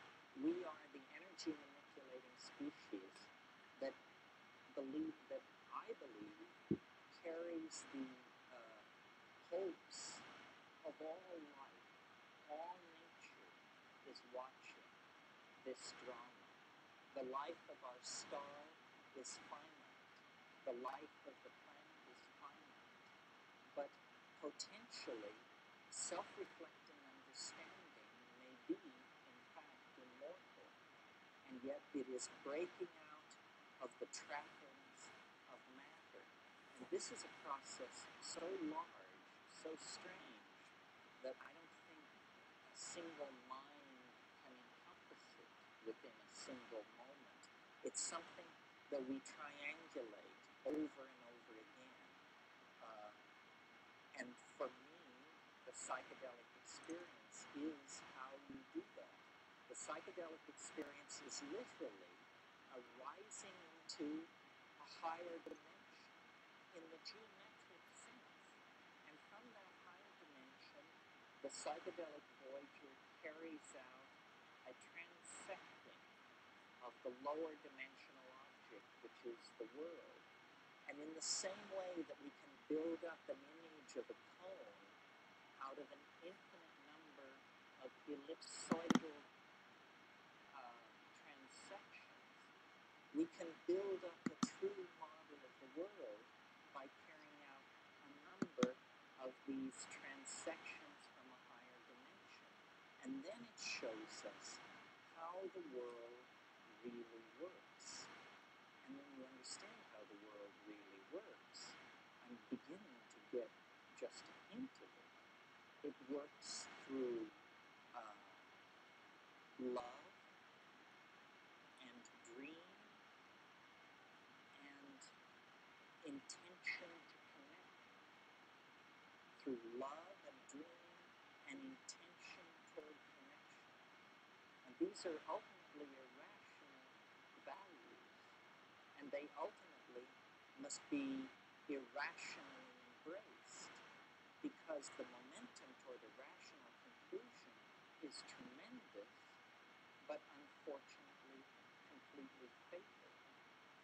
And this is the invitation that the artist has always extended toward a radical break with the momentum of rationalism. It's simply that now, in this moment of tremendous crisis, when the artist is at last called upon to perform, and there must be no stitches dropped, because this dance is the dance of transformation of the planet itself. This is the moment of empowering. This is what all the shamanism of the past built toward, this final magical invocation. James Joyce said, man will be dirigible. That's simply a way of saying that we will find a way to make our dreams and the dreams the planet and the life it carries one dream. And the way to do it is to reconnect up to the Gaian mind through the channels of communication that were always there, but that have not been really taken up since the late Neolithic. It's time for us to call home, and you know how to do it. It's just a matter of having the courage to do it, to act, and then to have that empowering act spread back through the psychology of the planet. I am very optimistic. I think we are awakening to a new day from a long, long night of the soul. But it must be done collectively, gently, lovingly, and with a complete faith that we are an infant held in the arms of nature, that nature wants this to happen, that we are not an aberration. We are granted peculiar, but we are not an aberration. We are a necessary oddness to the completion of the whole. And this is our glory, and this is why we embrace with self-reflection. And we can redeem that tremendous empowerment by going forward in love and faith to save the world through art and the pursuit of meaning. Thank you very, very much.